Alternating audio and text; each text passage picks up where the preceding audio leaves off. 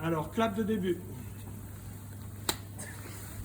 Alors, dans cette vidéo, je vais vous montrer comment réaliser des prélèvements d'eau usée, des prélèvements de liqueur mixte, des prélèvements de boue recirculée et des prélèvements de rejet. Alors, tout d'abord, il faut savoir que sur le pilote de boue activé, vous avez reçu toutes les eaux usées. Alors, dans une vraie station d'épuration, pas ici, mais dans une vraie station d'épuration, on reçoit toutes les eaux usées de la ville. Donc, toutes les maladies qui sont contractées par les habitants d'une agglomération d'assainissement se retrouvent dans les eaux usées. Tous les germes se retrouvent dans les eaux usées. Donc Covid, grippe, bronchite, tout ce que vous voulez, vous le retrouvez dans les eaux usées. Donc il y a un risque biologique majeur. D'accord? Donc on se protège. Alors on met des gants. Alors les gants, le type de gants. Pour le risque biologique, des gants en latex suffisent. Mais, alors ici on n'a plus de gants en latex, mais on a des gants en nitrile. Alors la porosité du nitrile est encore plus fine que la porosité du latex. Donc on est bien protégé par les gants en nitrile, il n'y a aucun doute. D'accord? Donc je prends ici des gants en nitrile. Ensuite je vais prendre des surlunettes que je mets par-dessus mes lunettes. C'est pas très pratique, il faudrait des surlunettes adaptées. Hein. Ensuite, il va falloir se poser un certain nombre de questions.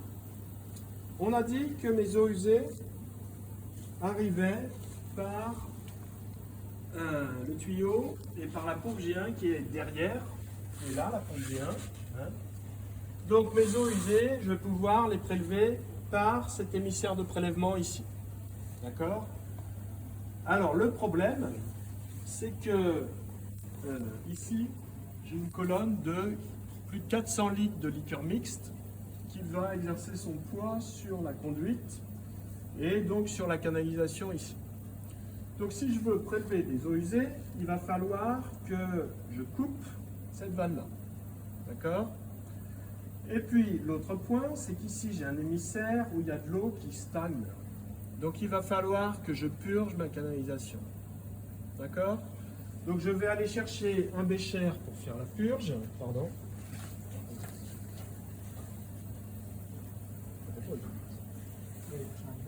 Michel. Est-ce que tu vas Michel? Qu'est-ce que c'est quoi ça?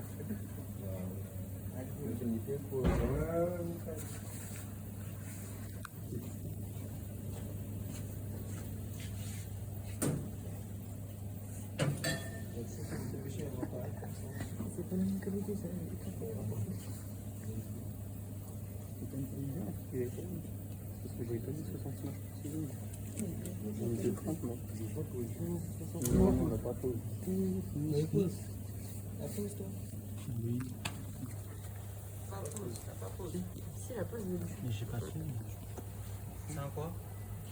Je sais pas. Alors vous y êtes? On y est. Alors, donc ma pompe, donc je fais un prélèvement d'eau usée. Ma pompe G1 est en route. Je ferme cette vanne. Je purge ici. Alors on voit que dans la purge, il y a des petits morceaux qui se décollent du tuyau. Il y a des mauvaises odeurs de fermentation. Quand j'ai purgé, je prends un bécher que j'ai annoté. Il faut absolument l'annoter. Là, je ne l'ai pas fait ici, mais vous, vous allez l'annoter. Et je prélève. Alors, les eaux usées, comme c'est des eaux usées synthétiques, doivent être claires. D'accord? Donc, vous voyez, ma purge a été mal faite, là. Il y a des dépôts. Alors ça, c'est pas bon. D'accord? Vous les voyez, les dépôts, là? On les voit bien. Donc, il faut que je recommence ma purge. Alors ensuite, il y a un deuxième défaut ici, c'est que là, j'ai des souillures. Il va falloir que je décontamine ces souillures. D'accord? Hein? Donc, Ça, c'est un deuxième bécher de purge. Je prends mes eaux usées, maintenant, parce que ma purge avait été mal faite. Je prélève.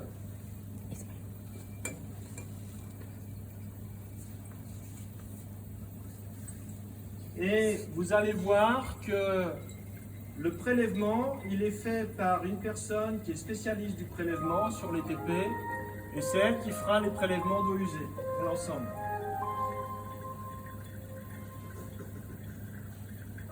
Bon, ma purge est encore à peine parfaite là. Hein. Donc vous ferez votre prélèvement en vérifiant que la purge soit convenable. Et on verra comment on nettoie ces souillures un peu plus tard. Quand c'est fini, je n'oublie pas de réouvrir cette vanne. D'accord? Donc ça, c'est un prélèvement d'eau usée qui va vous servir pour les TP. Alors je vais vous indiquer pour quel TP.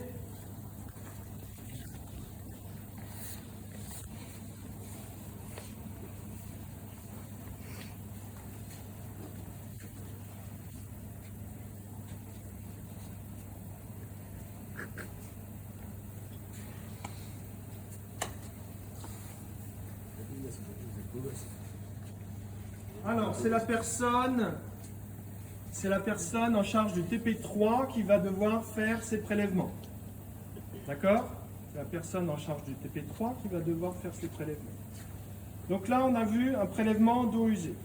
Hein? Maintenant, je vais vous montrer comment on fait un prélèvement de rejet. Alors, prélèvement de rejet. Ah, alors, où est-ce que ça a lieu, à votre avis? C'est pas la redémarrage. C'est où le rejet? Comment? Le rejet, c'est Oui, c'est là. V... V19. Alors, prélèvement de rejet. Alors, je prends un bécher de purge. Je vais prélever ici le rejet. Et là, alors, je vais doucement, parce que vous allez voir, je vais remettre en agitation. Donc, je prélève, je purge, et après, je prélève mon rejet.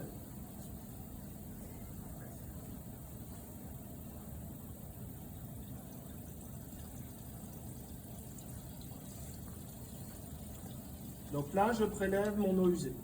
D'accord? Donc c'est pareil, elle doit être limpide. D'accord? Toujours dans un bécher à noter. Hein? Bécher à noter. Alors, quand vous avez une souillure, alors je vais vous montrer ça. Quand vous avez une souillure, vous pouvez faire des pauses hein, sur les vidéos. Pas possible. Non, on peut pas, bien sûr. En plus, la semaine, je m'en fous. C'est vrai, tu vas. Mais ouais, de fou, toi, je veux trop faire la star en fait. T'as mis un sous-titre? Alors, quand il y a une souillure, vous décontaminez avec de l'alcool ou de l'eau de javel, vous laissez agir quelques minutes et après vous passez un papier pour nettoyer. D'accord? Bon, admettons que j'ai attendu 5 minutes.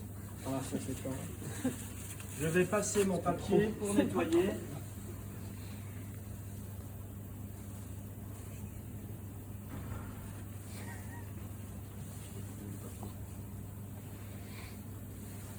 Et donc là, j'ai décontaminé par rapport au risque biologique. D'accord?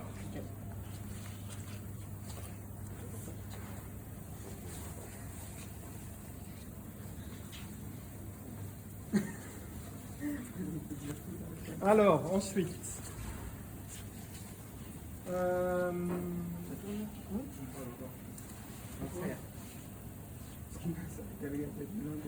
Non, elle est vite.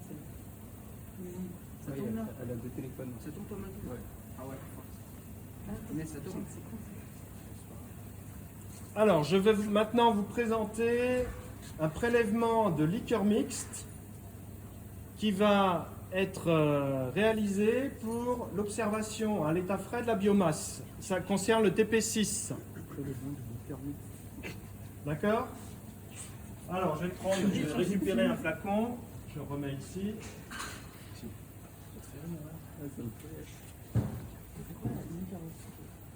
Ah, c'est pas la même vidéo. C'est pas la même vidéo, non.